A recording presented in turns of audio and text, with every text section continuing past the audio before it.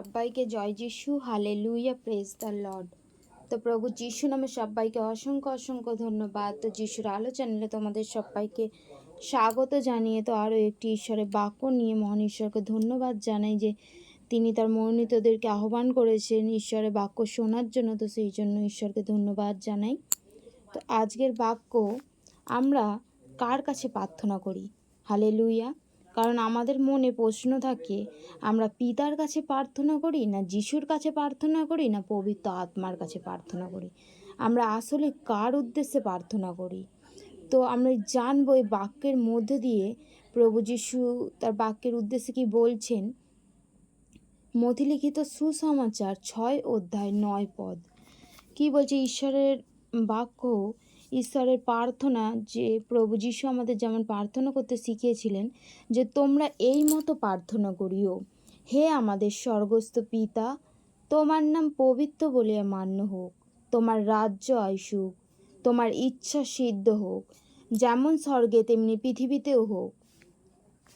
আমাদের প্রয়োজনীয় খাদ্য আজ আমাদেরকে দাও, আর আমাদের অপরাধ সকল ক্ষমা করো, যেমন আমরাও আপন আপন অপরাধীদেরকে ক্ষমা করিয়াছি।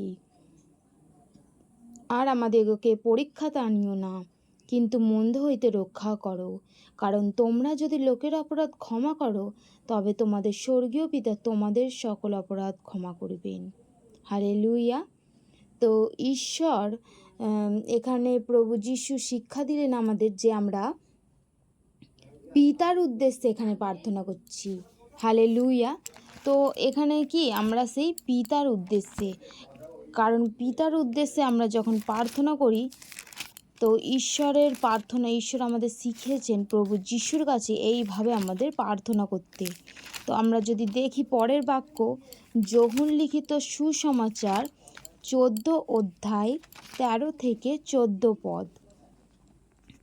আর তোমরা আমার নামে যাহা কিছু যাচ্চা করিবে, তাহা আমি সাধন করিব, যেন পিতা পুত্রে মহিমান্বিত হন। যদি আমার নামে আমার কাছে কিছু যাচ্চা করো, তবে তাহা হইবে। হালেলুয়া, আমিন। কি বলছে?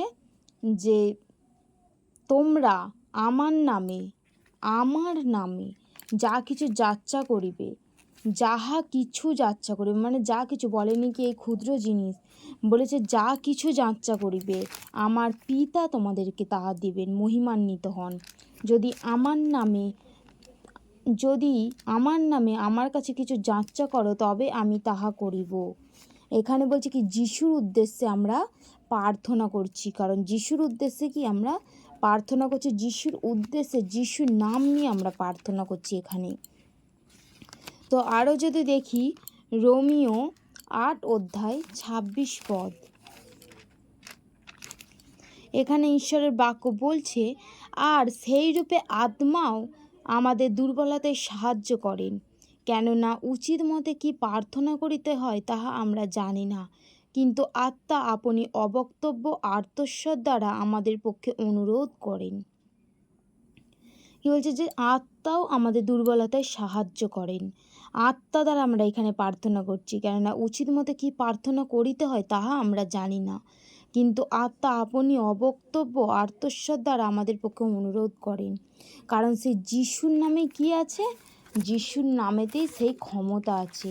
কারণ আমরা যখন প্রার্থনা করছি, আমরা কি প্রার্থনা করছি কি আমরা নিজেরাও জানিনি, কিন্তু আমরা প্রভু যিশুর উদ্দেশ্যে প্রার্থনা করি। হালেলুয়া।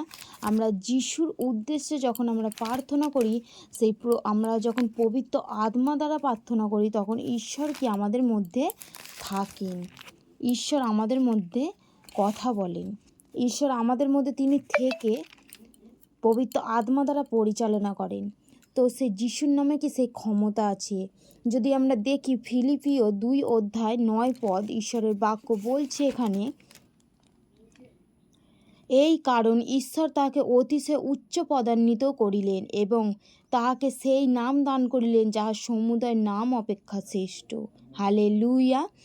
যেন যিশুর নামে স্বর্গ মর্ত পাতাল নিবাসীদের সমুদয় জানুপাতিত হয় এবং সমুদয় জিহ্বা যেন স্বীকার করে যে যিশু খ্রিস্টই প্রভু, এইরূপে পিতা ঈশ্বর যেন মহিমান্বিত হন।